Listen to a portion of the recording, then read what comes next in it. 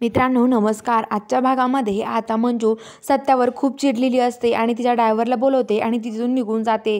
तर इकडं आता सत्या घरी येतो. घरी आल्यावरती तो कुणाशीच काही बोलत नाही आणि रूममध्ये निघून जातो. मम्मी साहेब म्हणतात, काय हो बलवंत तुम्हाला जेवायचं नाही का दोघांना? आणि सत्या असं रूममध्ये का निघून गेलाय? तर आता लगेच बलमा म्हणतो की ओ मम्मी सासूबाई तुम्हाला काय सांगू आता काय झालंय? तर आता लगेच कवी म्हणते की अहो जेवायला चला ना तुम्ही बळवंत.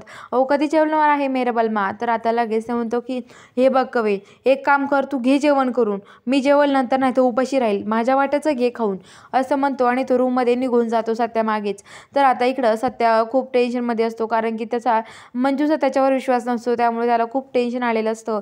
तर इकडं जी मंजू आहे ती म्हणते की आता मी काही करून आहे ना या सत्याला सोडणार नाही आहे, यांनी तो अख्खी फॅमिली झाडी आहे ना याच्याकडे बघते मी, असं म्हणत असते.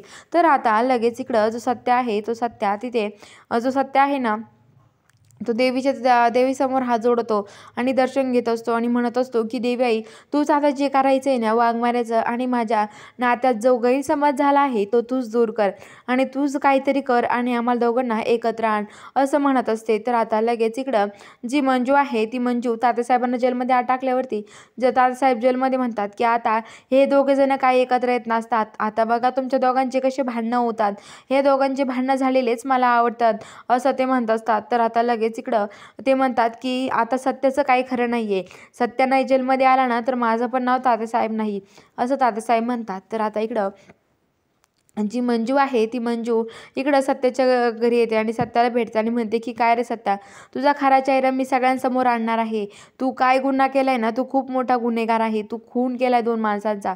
तर आता सत्या म्हणतो की अहो वाघमारे असं का करताय? आणि सत्या देवीसमोर हात जोडून पण त्याच्यासोबत असंच घडतं आहे. बघूया आता पुढील भागात काय घडतं. बघायला चॅनलला सबस्क्राईब करा.